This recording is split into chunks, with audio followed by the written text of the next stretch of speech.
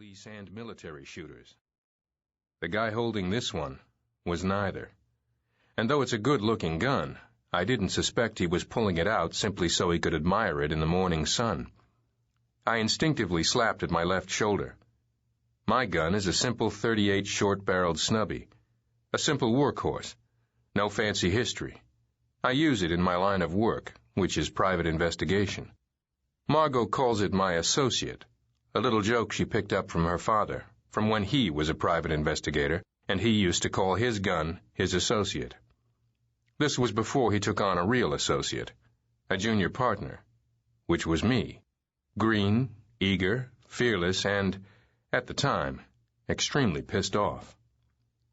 Nothing came between my slap and my shoulder. My associate was back at Margot's, in its holster, up on the dresser, safety on, facing the wall. The guy with the Beretta was up on the low stone wall that borders the park. It was a fluke that I had a clear view of him. There was a gap between the Mother Goose float and the marching band in front of it, a high-stepping troop of teenagers from Berlin, Maryland, and I happened to be standing where I could see right through the gap. The man was about 5'8" or so. He was wearing a green windbreaker, khaki pants, sunglasses, and a baseball cap. I saw him unzip his windbreaker and pull the Beretta from his belt, then take a step backward and drop off the wall, out of sight.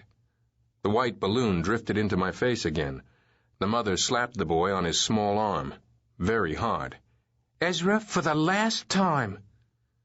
I heard the boy begin to cry as I took off running. As I hit the street, the shooter's head reappeared above the stone wall. He planted his elbows on the wall and took aim. His target was clear, the easiest of all. Mother Goose. "Get down!" I threw my bag of bagels at the float. It hit the float just below the platform where Mother Goose was standing. I yelled again. "Get down! Gun!" I got her attention. The pointed hat dipped my way, a look of irritation replacing her waving at the crowd smile. I saw the spark from the Beretta across the street and heard the shot a half-instant behind. Mother Goose dropped to her knees, and all hell broke loose. I was still running. A chunky policeman who had been stationed on the corner not 20 feet from the shooter reacted simultaneously to the gunshot and to the sight of a loony, me, racing from the curb into the parade route, yelling and shouting. He started for me. I cried out, "Gun! Gun! Gun!" and pointed toward the wall, but the cop wasn't hearing. He was going for his own gun. Behind him, the shooter rose calmly to his full height, swung the Beretta to the street level, and fired again. I swerved, crashing into a copper-skinned teenager holding a bass drum. More shots rang out as the drummer and I tumbled to the street. The shots continued. The drumhead ripped as another of the marching band troop, a tiny girl with a shiny alto sax, planted her foot on it. Blood was pumping onto the white bib of her uniform. Nothing had even registered yet on her face. I got to my feet. People were scrambling for cover, though here and there were pockets of onlookers who remained frozen, unable to process. The chunky policeman was on the ground, not moving. The Mother Goose float had halted, its styrofoam wings still flapping mechanically.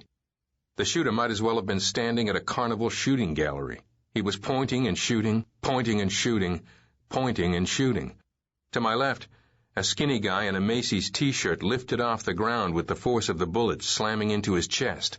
Pop, pop, pop. Hunched over, I scuttled across the pavement to the policeman. He was lying on his right side. I knelt down and shoved him onto his back.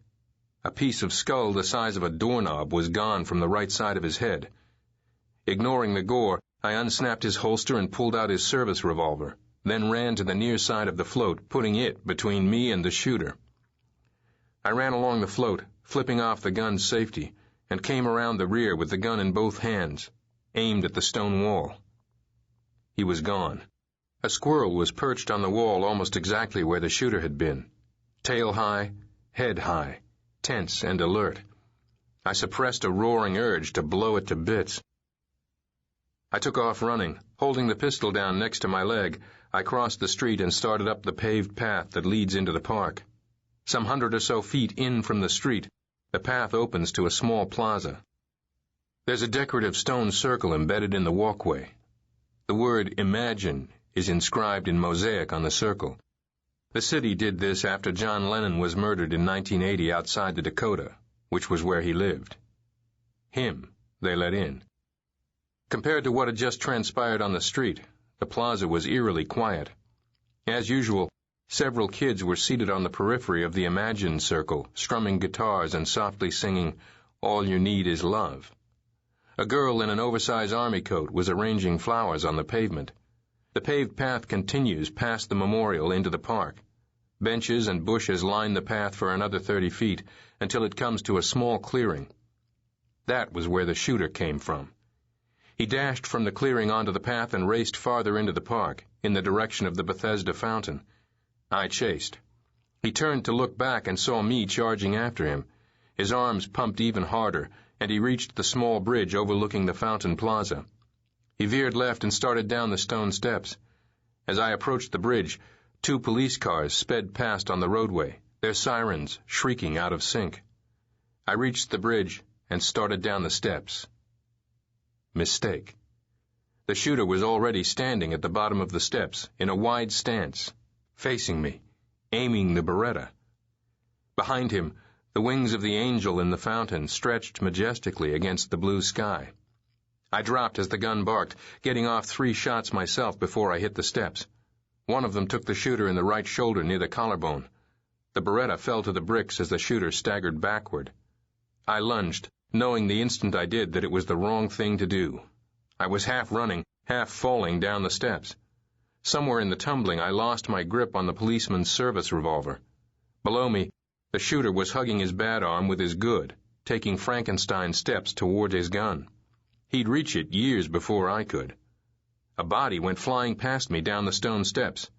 It was a cop, gun drawn and shouting. A second cop grabbed me from behind and stopped my tumbling descent. It was a good, strong grip. "Fucking move, you're fucking dead. Just freeze." I did. Below me, the other cop reached the wounded shooter. With a nifty sweep of a foot, he brought the shooter to the ground. Ignoring the wounded shoulder, the cop jerked the guy's hands behind him and cuffed him. I was cuffed, too. I offered no resistance and no explanations. My cop was a tall, fierce-looking black man. His heartbeat was probably nearing 200 blows a minute. Mine sure as hell was. Way too many engines running way too high. I relaxed into custody. There would be time to talk. The shooter was dragged back up the steps and shoved into the back of a patrol car. My cop was joined by another one, his partner, squatty guy, shaped like a gumdrop. The gumdrop patted me down for weapons, then shoved me into the back of a second patrol car. I was separated from the front seat by a cage. The black guy got behind the wheel. Gumdrop took shotgun. They did the next part without sirens, which surprised me. It also surprised me that they didn't take the eastern exit out of the park, or the exit to the south. Either would have taken us away from the parade mess. Instead, the 2 cars rolled west to Central Park West, where at least a dozen more police cars and several ambulances were already crisscrossing the street, lights whirling. The screaming had ceased. Now it was time for the crying. The crying and the wailing. People hugging people. People staggering in a daze. Faces registering disbelief, horror, shock. Gumdrop muttered, "Jesus goddamn Christ," as we inched our way forward. The parade was in tatters. Band instruments were strewn all over the place. I spotted the Pink Panther far to the south, near Columbus Circle, hovering precariously above the street. The wind had kicked up, and the huge figure looked like it was being uppity, bucking and shifting against its ropes. As we crossed Central Park West at a walker's pace, I spotted a second balloon. This one was much smaller.